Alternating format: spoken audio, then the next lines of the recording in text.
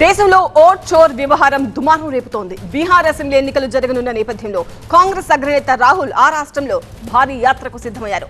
Voter జాబితా సంక్షిప్త ముమ్మర సవరణ ద్వారా పౌరుల ఓటు హక్కును దోచుకుంటున్నారని ఆరోపిస్తున్న రాహుల్ ఓట్ అధికార్ యాత్ర పేరుతో యాత్ర నిర్వహిస్తున్నారు.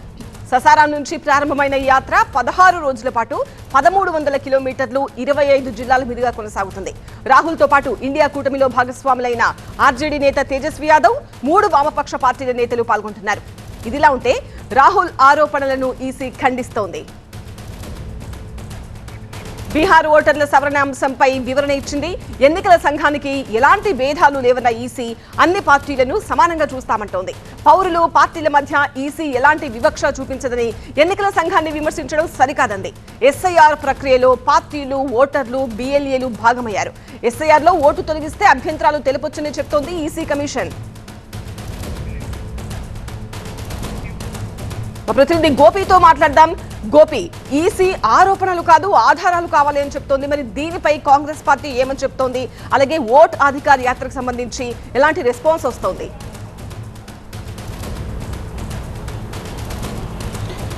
దేశంలో ఓట్ల చోరీ అంశానికి సంబంధించి రాహుల్ గాంధీ విపక్షాలు చేస్తున్న ప్రచారాన్ని ఖండిస్తూ ఈరోజు కేంద్ర ఎన్నికల కమిషన్ మీడియా సమావేశాన్ని నిర్వహించడం జరిగింది.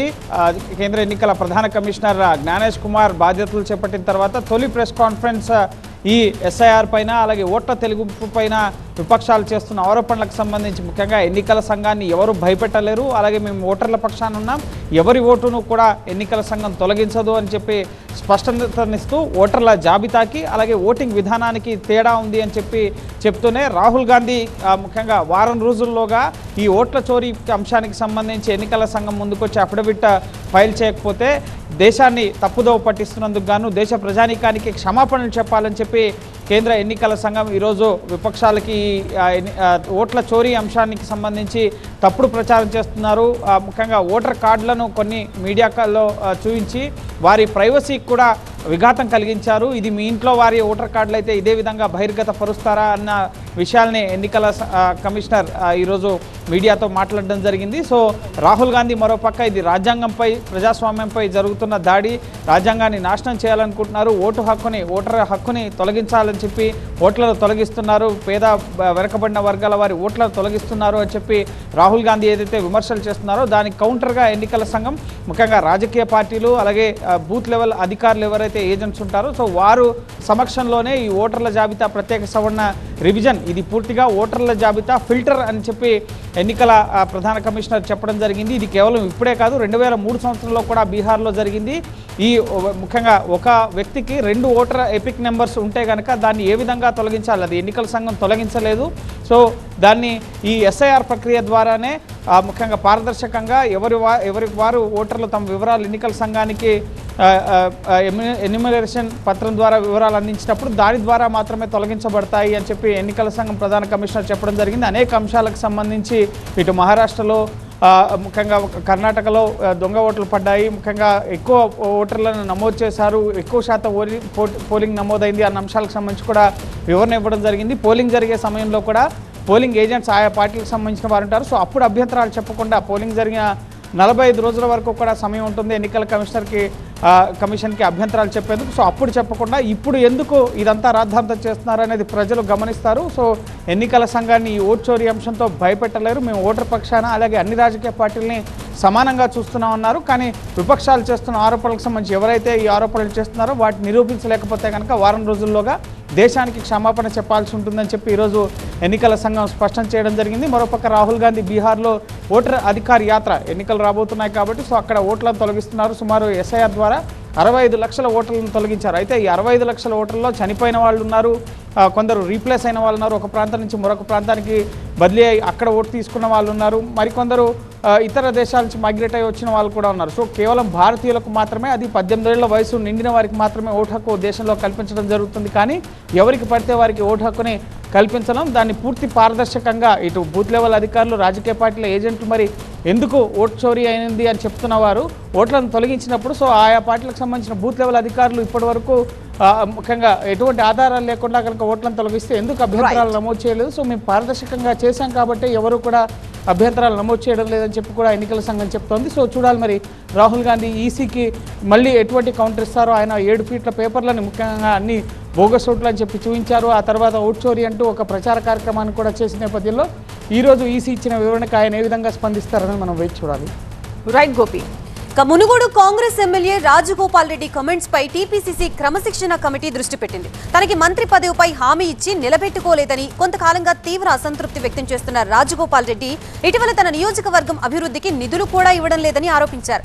పదవులు వారికే, పైసలు వారికే అంటూ రాజగోపాల్ రెడ్డి చేసిన వ్యాఖ్యలు చర్చనీయాంశంగా మారాయి. దీనిపై స్పందించిన టీపీసీసీ చీఫ్ మహేష్ గౌడ్ ఈ అంశాన్ని పరిశీలించాల్సిందిగా క్రమశిక్షణ కమిటీకి చెప్పినట్లు తెలిపారు. దీంతో ఇవాళ గాంధీభవన్లో సమావేశమైన క్రమశిక్షణ కమిటీ రాజగోపాల్ రెడ్డి వ్యవహారంపై స్పందించింది.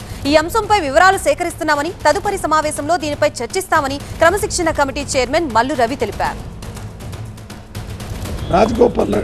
రాజగోపాల్ రెడ్డి విషయం గురించి మాకు పిసిసి అధ్యక్షుడు నిన్ననే చెప్పారు. దానికి సంబంధించిన వివరాలు ఇంకా సేకరిస్తున్నాం. అవి సేకరించిన తర్వాత అవన్నీ పరిశీలించి అది నెక్స్ట్ మీటింగ్లో మాట్లాడతాం.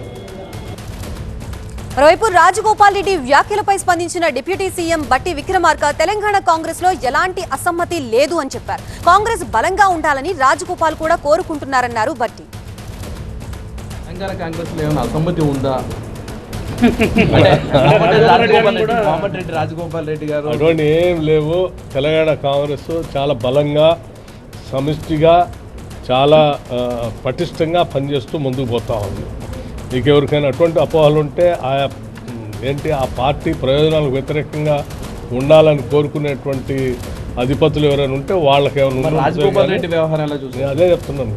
రాజగోపాల్ రెడ్డి గారు కూడా కాంగ్రెస్ పార్టీ బలంగా ఉండాలని, ప్రభుత్వం బలంగా ఉండాలని అందరూ కోరుకుంటున్నారు. ఆయన కూడా కోరుకుంటున్నారు. ఇదే అంశానికి సంబంధించి మనకి పూర్తి అప్డేట్స్ ఇవ్వడానికి మా ప్రతినిధి అశోక్ సిద్ధంగా ఉన్నారు. అశోక్, మునుగోడు కాంగ్రెస్ ఎమ్మెల్యే రాజగోపాల్ రెడ్డి కమెంట్స్ పై క్రమశిక్షణ కమిటీ ఏం చెప్తోంది? ఏమైనా యాక్షన్ తీసుకునే అవకాశం కనిపిస్తోందా? దాదాపు 2.5 గంటల పాటు క్రమశిక్షణ కమిటీ పెట్టింది. దీంట్లో ప్రధానంగా 3 అంశాలకు సంబంధించి చర్చ జరిగింది.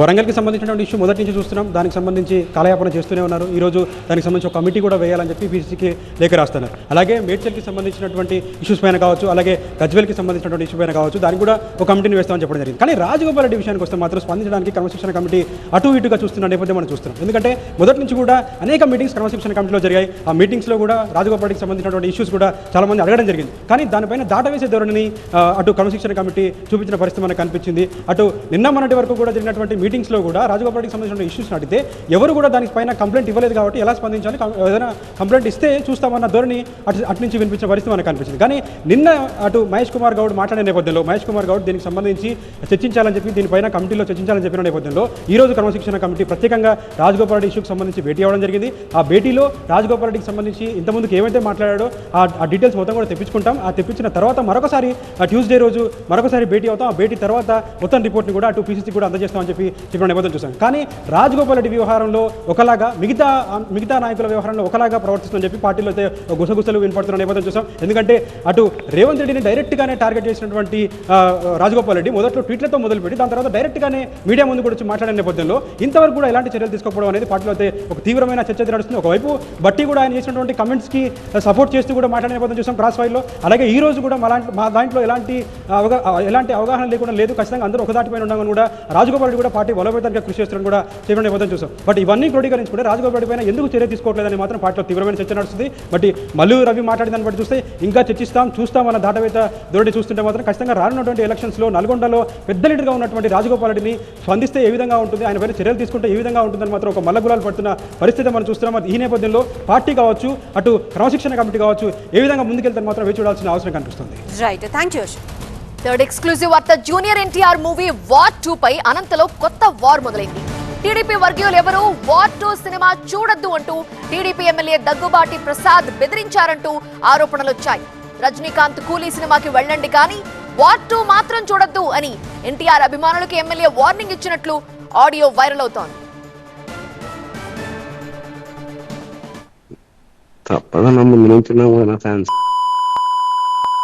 మనిషి మాకి ఎట్లా పోతారు అంటే నిన్న లోకేష్ సార్ ఇబ్బంది పెడితే లోకేష్ సార్ మాట్లాడితే ఎట్లా పోతారు సినిమాకి? మీరు కూలి పోండి. పోతాం దాని ఉమ్. సినిమాకి ఎట్లా పోతారప్ప? ముందు నుంచి ఉన్నా కదా కాన్సన్ పార్టీ పార్టీ టీడీపీకి దూరంగా ఉంటున్న జూనియర్ ఎన్టీఆర్ సినిమాని మనం ఎందుకు చూడాలి అనే డిమాండ్ ని ఎమ్మెల్యే దగ్గుపాటి ప్రసాద్ తీసుకొచ్చారు అనే న్యూస్ వైరల్ అయింది. దీంతో Anantapuram TDP MLA camp office ముందు జూనియర్ ఎన్టీఆర్ ఫ్యాన్స్ ధర్నాకి దిగారు. ఎమ్మెల్యే జూనియర్ ఎన్టీఆర్ కి క్షమాపణ చెప్పాలి అని వాళ్ళు డిమాండ్ చేశారు.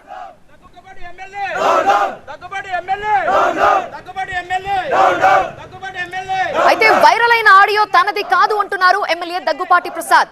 తనపై జరుగుతున్న తప్పుడు ప్రచారంపై ఎస్పీకి ఫిర్యాదు చేశాను అన్నారు. తనకి వ్యతిరేకంగా కుట్ర జరుగుతోందంటూ ఎమ్మెల్యే దగ్గుపాటి ప్రసాద్ ఆగ్రహం వ్యక్తం చేశారు.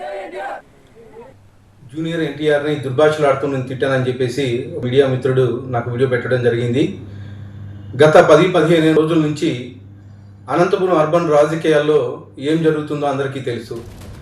దాని కుట్రలో భాగంగానే ఈ వీడియో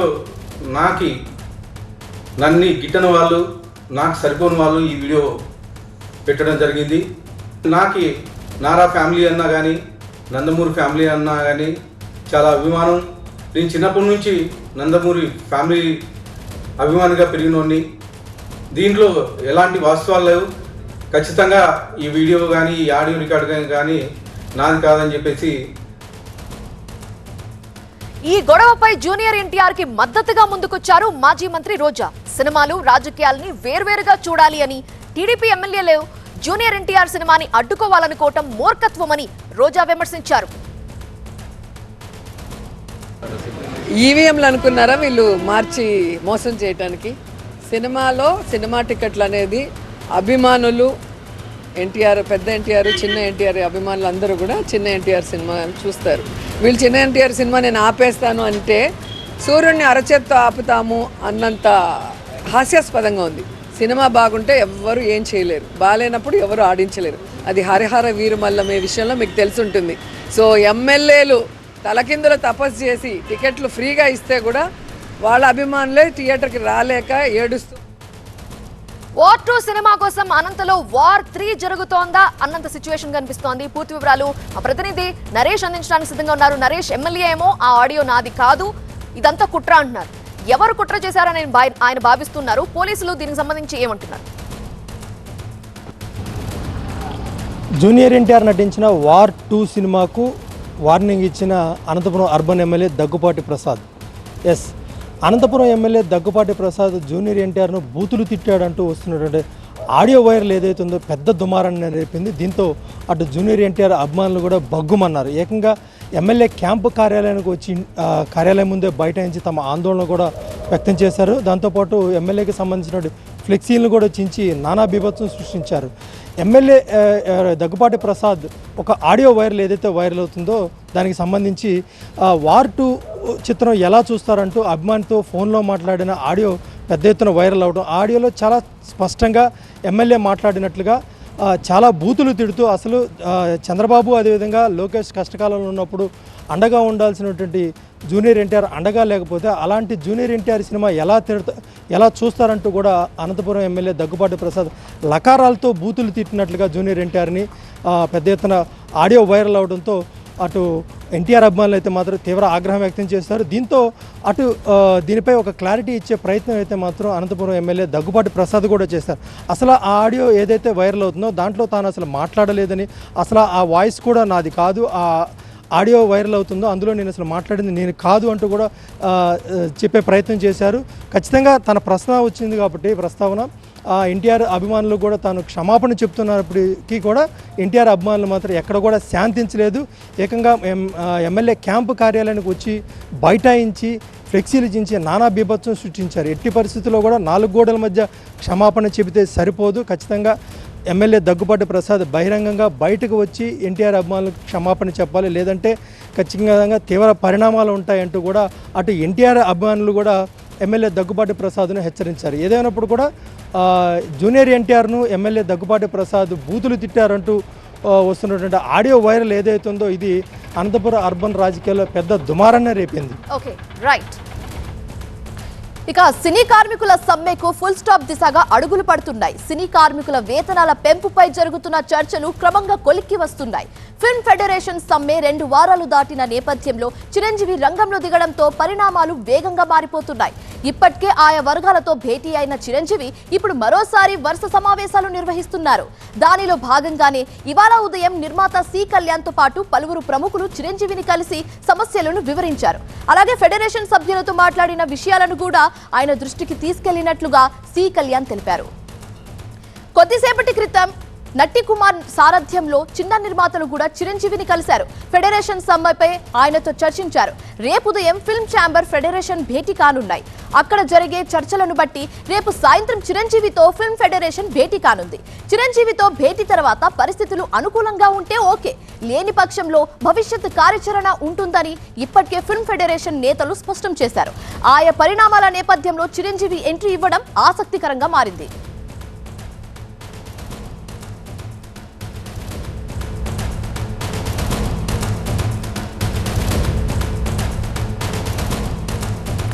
మరింత తాజా సమాచారం మా ఎంటర్టైన్మెంట్ ఎడిటర్ లక్ష్మీనారాయణ అందిస్తారు. లక్ష్మీనారాయణ, సినీ కార్మికుల సమ్మెకు ఫుల్ స్టాప్ దిశగా అడుగులు పడుతున్నట్లుగా తెలుస్తుంది. మార్నింగ్ నిర్మాత సి కళ్యాణ్ చిరంజీవిని కలిశారు. అండ్ అలాగే చిన్న నిర్మాతలు కూడా చిరంజీవిని కలిశారు. రేపు ఫెడరేషన్ వాళ్ళు చిరంజీవిని కలిసే అవకాశం ఉన్నట్లుగా తెలుస్తుంది. అయితే ఎవరి వర్షన్ ఏ విధంగా ఉంది, పూర్తి డీటెయిల్స్ ఏంటి? 14 రోజులుగా సాగుతున్న ఈ సినీ కార్మికుల బంద్ సినిమా యాంగిల్లో చెప్పుకోవాలి అంటే 4 ఫైట్లు, 2 ట్విస్టులు, ఒక క్లైమాక్స్ లాగా కాకుండా టెలి సీరియల్ లాగా కొనసాగుతూ ఉంది. ఎక్కడ ఎవరి వంతన వారిదే, ఎవరి పట్టు వారిదే. 4 కండిషన్లు ఒప్పుకున్నామంటూ కార్మికులు చెప్తుంటే ఒకవైపు వాళ్ళు ఒప్పుకున్న 2 షరతులు కూడా ఇప్పటి వరకు అమలు చేయనీయట్లేదు. మరో 2 షరతులు ఉన్నాయి. ఈ 4 షరతులు అమలుకి వాళ్ళు అంగీకరిస్తేనే వేతనాల గురించి మాట్లాడతామంటూ ఇటు నిర్మాతలు చెప్తూ ఉన్నారు. ఈ నేపథ్యంలో లేబర్ కమిషన్ దగ్గరికి వెళ్ళటము, పలు దఫాలుగా ఇటు నిర్మాతలతో అటు కార్మికులతో ఫిల్మ్ ఛాంబర్ చర్చించడము, దానికి ఒక కోఆర్డినేషన్ కమిటీ వేయటము, ఇవన్నీ జరిగిపోయాయి. తాజాగా ఈరోజు ఈ పంచాయతీ ఈ బంద్ వ్యవహారం మొత్తము చిరంజీవి ఇంటికి చేరింది. ఇండస్ట్రీకి పెద్ద దిక్కుగా చెప్పుకుండే చిరంజీవి ఇంట్లో పొద్దున సి కళ్యాణ్ చిరంజీవిని కలిసి జరుగుతున్న పరిణామాలు, ఈ కార్మికుల వాదన ఏంటి, నిర్మాతల వాదన ఏంటి, ఎవరికి లాభంగా ఉంటుంది, వేతనాలు పెంచితే ఎవరికి ఇబ్బందులు ఎలా వస్తాయి, చిన్న కార్మికులు ఎలాంటి ఇబ్బందులు పడతారు, పరాయి రాష్ట్రాల్లో ఎలాంటి వేతనాలు ఉన్నాయి, ఇలాంటి విషయాలన్నింటినీ చాలా కూలంకషంగా చర్చించినట్లుగా సి కళ్యాణ్ తెలిపారు. ఇప్పుడు తాజాగా చిన్న నిర్మాతలు చిరంజీవితో భేటీ అయ్యారు. దాదాపు గంటకు పైగా ఈ సమావేశం కొనసాగుతూ ఉంది. ఇదే దశలో రేపు పొద్దున్నే ఫిలిం ఛాంబర్ ఫెడరేషన్ కార్మికులని చర్చలకు ఆహ్వానించారు. ఈ నిర్మాతల కండిషన్స్ ఒప్పుకుండే విధంగా అయితేనే చర్చలకు రావాలంటూ ఒక లేఖ విడుదల చేశారు. అంటే ఫెడరేషన్ నాయకులు కూడా వాళ్ళ కార్మికులకి రేపు ఉదయం 11 గంటలకి చర్చలకు ఆహ్వానించారు. అన్నీ సుముఖంగా జరుగుతాయనే ఆశాభావాన్ని వాళ్ళు వ్యక్తం చేస్తూ ఉన్నారు. ఇవన్నీ ఇలా ఉంటే ఫెడరేషన్ నాయకులు ఈ కార్యక్రమాలన్నీ, చర్చలన్నీ ఫలవంతం కాకపోతే రేపు అంటే మంగళవారం ఆందోళన చేసే దిశగా వాళ్ళ ప్రయత్నాలు వాళ్ళు సాగిస్తూ ఉన్నారు. ఇదే దశలో రేపు సాయంత్రం ఫెడరేషన్ నాయకులతో చిరంజీవి భేటీ కానున్నారు. చూద్దాం ఇలాంటి ఎన్ని మలుపులు తిరుగుతుందో, ఇది క్లైమాక్స్ దశకు చేరుతుందా లేదంటే టెలి సీరియల్ లాగా ఇంకా కొన్ని రోజులు కొనసాగుతుందా అనేది వేచి చూడాల్సిన అవసరం ఉన్నది. Right, thank you Lakshminarayana. ఇక మేడ్చల్ అక్రమ సరోగసీ సెంటర్ కేసులో సంచలన విషయాలు వెలుగులోకి వస్తున్నాయి. పేట్ బషీర్బాద్ పోలీసుల దర్యాప్తులో సృష్టిని మించిన అక్రమాలు బయటపడ్డాయి. హైదరాబాద్ లోని పలు ఫర్టిలిటీ సెంటర్లతో సంబంధాలు పెట్టుకున్న నిందితురాలు నర్రెద్దుల లక్ష్మీరెడ్డి మేడ్చల్లోని చింతల్లో ఏకంగా కమర్షియల్ సరోగసీ దుకాణమే తెరిచేసింది. పలు ఆసుపత్రులకు లక్ష్మీరెడ్డి, ఆమె కుమారుడు ఏజెంట్లుగా వ్యవహరిస్తూ 20 ఏళ్లుగా సరోగసీ దందా కొనసాగిస్తున్నట్లు పోలీసులు తేల్చారు. ప్రధానంగా మాదాపూర్, అమీర్పేట్, ఆర్టీసీ క్రాస్ రోడ్లోని Hegde, Sri fertility, Anu, Amulya, Eva IVF, Ferty care సెంటర్లకు లక్ష్మీరెడ్డి, ఆమె కుమారుడు నరేందర్ రెడ్డి ఏజెంట్లుగా వ్యవహరిస్తున్నట్లు పోలీసులు గుర్తించారు. గతంలో ఎగ్ డోనర్ గా ఉన్న లక్ష్మీరెడ్డి 10 సార్లకు పైగా ఎగ్ డొనేట్ చేయడంతో పాటు 2 సార్లు సరోగెంట్ గాను ఉన్నట్లు తేలింది. పేద మహిళలకు డబ్బాస చూపించి సరోగసీ కొప్పిస్తున్నట్లు పోలీసుల దర్యాప్తులో వెల్లడైంది. ఇక నర్రెద్దుల లక్ష్మీరెడ్డి వ్యవహారంపై పేట్ బషీర్బాద్ పోలీసులు సుమోటోగా ఎఫ్ఐఆర్ నమోదు చేశారు. బిఎన్ఎస్ యాక్ట్ లోని సెక్షన్ల కింద 2 కేసులు, సరోగసీ యాక్ట్ కింద మరో 4 కేసులు నమోదు చేశారు. ఎఫ్ఐఆర్ లో కీలక విషయాలు ప్రస్తావించారు. 6 ఫర్టిలిటీ సెంటర్లకు పేట్ బషీర్బాద్ పోలీసులు నోటీసులు జారీ చేశారు. ఆయా ఫర్టిలిటీ సెంటర్లతో నిందితురాలు లక్ష్మీరెడ్డికున్న సంబంధాలపై ఆరా తీస్తున్నారు. ఈ కేసులో ఇప్పటికే 8 మందిని అరెస్ట్ చేసిన పోలీసులు మరికొంతమందిని అరెస్ట్ చేసే అవకాశం ఉంది. మరోవైపు లక్ష్మీరెడ్డి ఇంట్లో లభ్యమైన డైరీతో పాటు కేస్ షీట్ల ఆధారంగా ఆయా ఆసుపత్రుల రికార్డులను వైద్య శాఖ అధికారులు పరిశీలించనున్నారు. రంజిత్ మరింత సమాచారం అందిస్తారు. రంజిత్, ఇప్పటి వరకు సృష్టియే అనుకున్నాం, కానీ అంతకు మించి అన్నట్లుగా ఉంది లక్ష్మీరెడ్డి వ్యవహారం. తన దగ్గర దొరికిన డైరీ నుండి ఏమన్నా వివరాలు బయటకు వచ్చాయా? కేస్ షీట్స్ ఎవరికి సంబంధించినవి? ఈ ఫుల్ డీటెయిల్స్ ఏంటి? అంటే లక్ష్మీరెడ్డి ఫేక్ సరోగసీ దందాన్ని దాదాపు కొద్ది సంవత్సరాల నుంచి నడుపుతుంది. దీని ద్వారా పెద్ద ఎత్తున ఆమె లాభాలు పొందినట్టుగా కూడా గుర్తించారు. సో ఆమె నివాసంలో పోలీసులు దాడులు చేసే సమయంలో కొన్ని ఫర్టిలిటీ సెంటర్కి సంబంధించిన కేస్ షీట్లను స్వాధీనం చేసుకున్నారు. ఆ తర్వాత కొంత ఎగ్ డోనార్స్ కావచ్చు, ఆ తర్వాత సరోగేట్ మదర్కి సంబంధించిన వాటి విషయంలో కూడా ఆమె డైరీలో కొన్ని వివరాలు రాసుకుంది. సో దాని ఆధారంగా కూడా ప్రస్తుతం పేట్ బషీరాబాద్ పోలీసులకు సంబంధించి దర్యాప్తు కొనసాగుతుంది. ఇక్కడ ఎప్పుడైతే ఆమె ముంబై నుండి బెయిల్పై విడుదల ఇక్కడికి వచ్చిందో, సో అప్పటి నుండి కూడా ఈ ఫేక్ సరోగసీ దందాన్ని కూడా చాలా ఆర్గనైజ్గా నడిపిస్తుంది. ఏదైతే కెమికల్ ఇంజనీర్గా పనిచేసినటువంటి తన కొడుకుని కూడా ఉద్యోగం మానేసి పూర్తిగా ఇందులోనే ఇదే వ్యవహారంలో దింపింది. ఆ తర్వాత బెంగళూరులో సాఫ్ట్వేర్ ఇంజనీర్గా పనిచేస్తున్నటువంటి తన కుమార్తెను కూడా అక్కడ రిజైన్ చేయించి ఇక్కడికి తీసుకొచ్చి ఈ మొత్తం ఒకళ్ళు ఇక్కడ ఫర్టిలిటీ సెంటర్కి సంబంధించి వారితో కోఆర్డినేట్ చేయడం కావచ్చు, మిగతా అయితే కూతురు అక్కడ ఎవరైతే ఎగ్ డోనర్స్ కావచ్చు, సరోగేట్స్కి సంబంధించిన మదర్స్తో కోఆర్డినేట్ చేయడం. సో ఇదంతా కూడా ఒక ఆర్గనైజ్గా ఆమె నడిపించింది అన్నటువంటి విషయాలు ప్రస్తుతం ఇప్పుడు పోలీసుల దర్యాప్తులో వెలుగులోకి వస్తున్నాయి. కాబట్టి ఇంకా పోలీసులు లోతైన దర్యాప్తు చేపట్టాల్సి ఉంది. ఫర్టిలిటీ సెంటర్ నిర్వాహకులతో ఎలాంటి సంబంధాలు ఉన్నాయి, ఈ ఇద్దరి మధ్య జరిగిన వ్యాపార లావాదేవీలు ఏంటి, ఇక్కడ ఆమె అకౌంట్లో కూడా చాలా డౌట్ఫుల్ ట్రాన్సాక్షన్స్ ఉన్నాయి. ఆమెకు సంబంధించి మొదట పోలీసులు ఆమె అకౌంట్ వెరిఫై చేస్తే కొన్ని లక్షల రూపాయలకు సంబంధించిన ట్రాన్సాక్షన్స్ ఉన్నాయి. కాబట్టి వాటికి సంబంధించి వివరాలను ఆమె వద్ద నుంచి రాబట్టడంతో పాటు ఫర్టిలిటీ సెంటర్స్ నిర్వాహకులకు ఇప్పటివరకు ఈ ఎగ్ డోనర్ కావచ్చు, సరగేట్ మదర్లకు సంబంధించి వాటి విషయంలో ఎంత మేర ఆమె ఇవన్నీ కూడా ఒప్పందాలు కుదుర్చుకుంది, ఏ రకమైనటువంటి ఇద్దరి మధ్య డీల్ జరిగినటువంటి అంశంపై కూడా ప్రస్తుతం పోలీసులు దర్యాప్తు చేస్తున్నారు. ఏజెంట్ల ద్వారా కూడా పెద్ద ఎత్తున జరిగింది కాబట్టి ఇంకా వీరికి సహకరించిన ఏజెంట్లు ఎవరన్నటువంటి కోణంలో కూడా దర్యాప్తు చేస్తున్నారు. ఇప్పటివరకు అయితే 8 మందిని అరెస్ట్ చేసినప్పటికీ మాత్రం ఇంకా ఫర్టిలిటీ సెంటర్కి సంబంధించిన నిర్వాహకుల పాత్ర చాలా కీలకంగా భావిస్తున్నారు. కాబట్టి ఆ ఫర్టిలిటీ సెంటర్లు కావచ్చు, ఇవి మెయింటైన్ చేసినటువంటి డైరీ ఆధారంగా, ఆ తర్వాత ఇద్దరి మధ్య జరిగినటువంటి అకౌంట్ ట్రాన్సాక్షన్స్ ఆధారంగా కూడా ప్రస్తుతం పోలీసులు అన్ని కోణాల్లో ఈ కేసుని దర్యాప్తు చేపడుతున్నారు.